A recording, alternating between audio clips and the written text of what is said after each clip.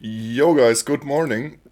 Today I want to talk about something that is very important in my opinion, and this is really about mastering and digital versus hardware, and the myth that hardware will give you better results, which is ridiculous in most cases, I would say, like in more than 90% of the cases.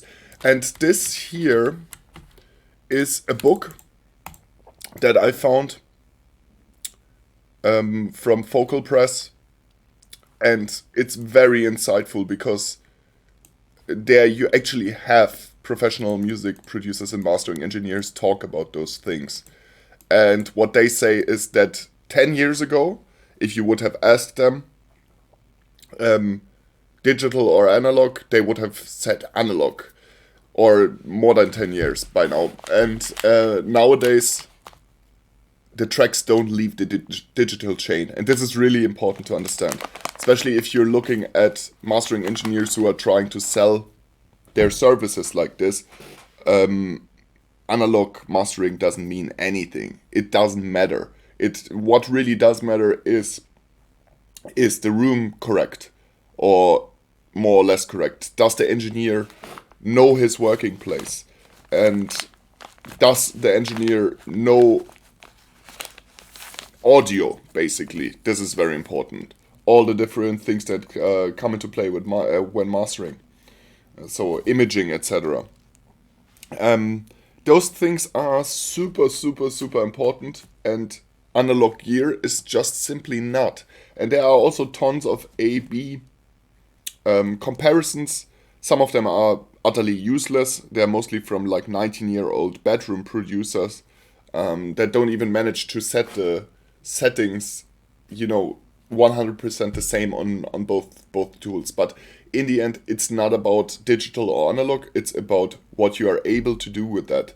And just a little bit of analog noise from a 10,000 euro tape machine will not make your work suddenly become better.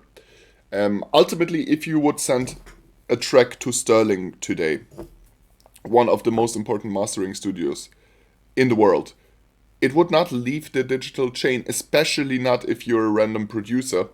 And even if you are Michael Jackson or the reincarnation of Michael Jackson, that wouldn't matter, because the mastering engineer, his plan is to achieve the best work and not fetishize on his gear.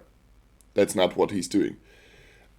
Although I have to say, there is a difference, especially when it comes to synthesizers. So, like, if you're not a mastering engineer but a producer, then hardware is a complete different thing, because its main purpose is basically haptic and tactile feedback and having an instrument.